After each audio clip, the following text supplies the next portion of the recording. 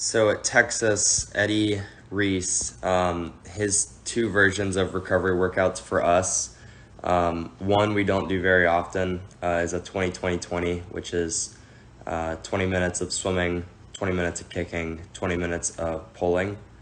And that one's more of a recovery day where he wants us to kind of get more yards in. I mean, you're still getting close to around 55 to 6,000 yards in when we do that, if you do it correctly. So that's a recovery day we don't do very often, but most of the time Eddie will go around the group, and depending on who swims what, how many yards you need on that day, he'll give us a number, which means my number typically in season for a recovery day, which isn't too often, but I'll normally get about 4,000, so it's a 4,000 choice however I want to do it. The distance guys are normally 5,000, middle distance and sprints normally 3,000.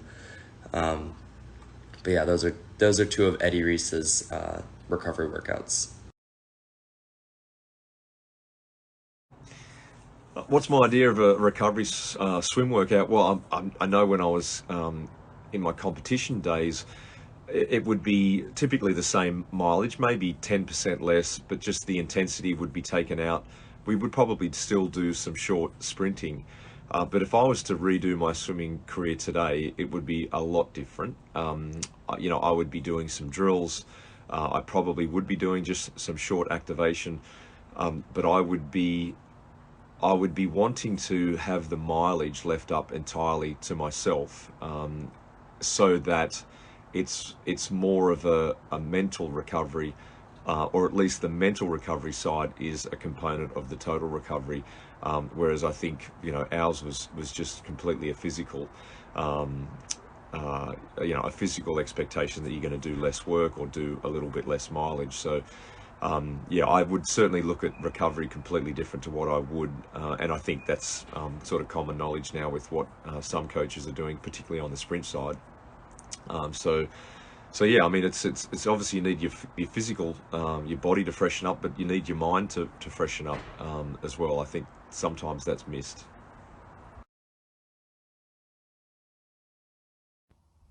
So a recovery swim workout for me is social. So it's going to include some social kick. It'll include some rest time on the wall in between intervals or between sets where you're engaging with your teammates and your coaches, you're laughing, maybe even doing some stretching in between. It's very light, it's very chill. I often like to include a little bit of drilling, not too much because I think your mind needs to recover too, but I don't want to have super sloppy recovery swimming. Like your recovery swimming needs to be pretty swimming. Probably fins on, anything just to take away, like to lessen the effort. And I think if you have really wise athletes that know their own body, letting them decide how much they need. A younger athlete or less experienced athlete will probably need more direction. And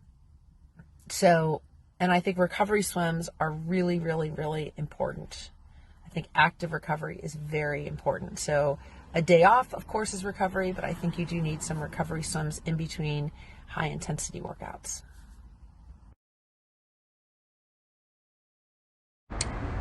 For me, a recovery workout is about easy, longer swimming where the athletes are really focusing on DPS.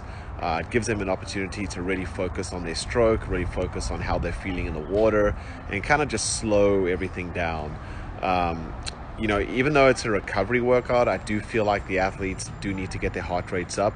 I think it helps to flush out some of the stuff in our muscles when you get that heart rate up.